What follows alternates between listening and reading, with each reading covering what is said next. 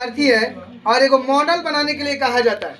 और मॉडल देखिए कैसा है, देखिए ये आपका बेलनाकार हो गया, बीच में बेलन हो गया, ये बीच में बेलन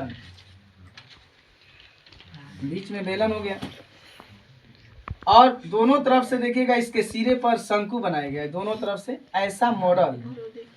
ऐसा मॉडल बनाया जा रहा है, ध्यान दीजिएगा, ऐसा मॉडल है।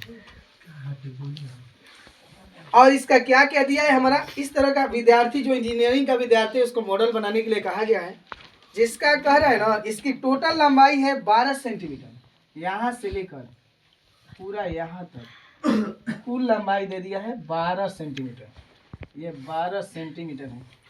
आगे देखिएगा, कह रहा है कि इसका व्यास दे दिया है मेरा 3 सेंटीमीटर, डी कितना दे दिया, डी बराबर मेरा दे दिया 3 सेंटीमीटर। उसके बाद देखिए लंबाई तो 12 हो गया, शंकु की ऊंचाई दे दिया 2 सेंटीमीटर, एच शंकु की ऊंचाई, इसको H1 मान लेते हैं, शंकु की ऊंचाई को क्या मान लेते हैं, H1 मान लेते हैं 2 सेंटीमीटर, दुए है ना 2 सेंटीमीटर है। तो अब देखिए हमें पूछ रहा है क्या सवाल, हमारे से पूछ रहा है कि इस मॉडल में बताइए कितना हवा भरेगा, हवा मतलब इसका आयतन हमें बताना है। तो आइए इस सवाल को हम बनाते हैं।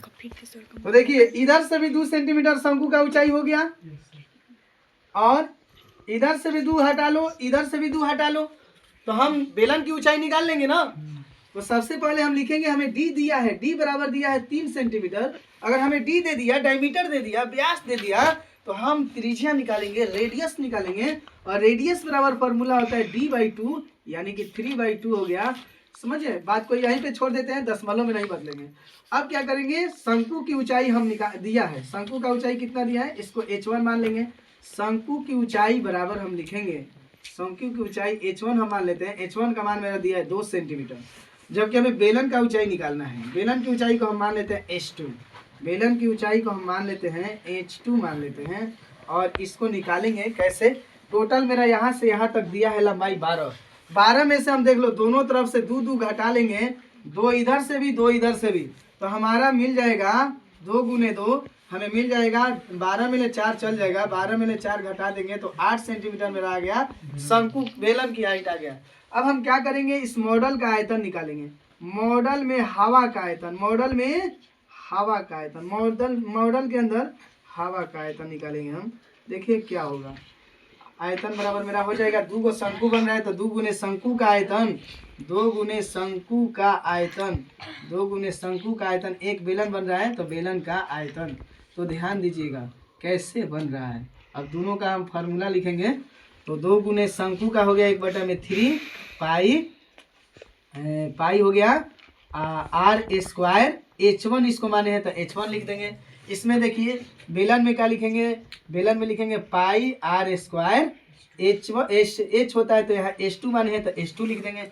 अब क्या करेंगे, इसमें जो कॉमन होगा, देखिए हमारा इसमें कॉमन होगा पाई r², दोनों का r सेम है, तो r अगर सेम है तो समझ लीजिए कि हम लिखेंगे पाई r² कॉमन ले लेंगे।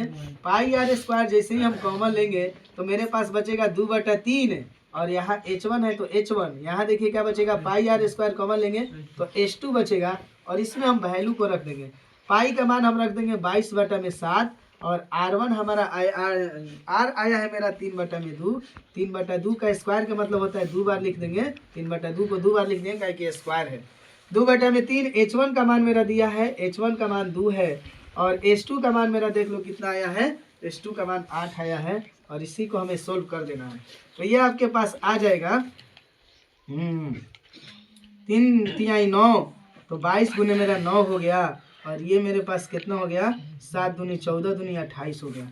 उसके बाद देखिए इसको बटा पे हम क्या करेंगे, जोड़ बना लेंगे। एलसीएम मेरा 3 हो गया, 2 दूनी हो गया 4, 8 के हो गया 24, ये 24 हो गया, बटा में 3 हो गया। इसको और बढ़िया से इधर हल कर देते हैं, जगह नहीं है इसलिए। 22 गुने 9 हो जाएगा, बटा में कितना हो गया, बटा में हो गया 28, ठीक है। और क्या करेंगे हम, ये देखिए 24 और 4 हो गया 28, और बटा में कितना हो गया, 3 हो गया। तो ये देखिए 28 से 28 खत्म, ये 3 से 3 तिहाई 9 खत्म, 22 तिहाई आपका 66 सेंटीमीटर क्यूब आपका आंसर है।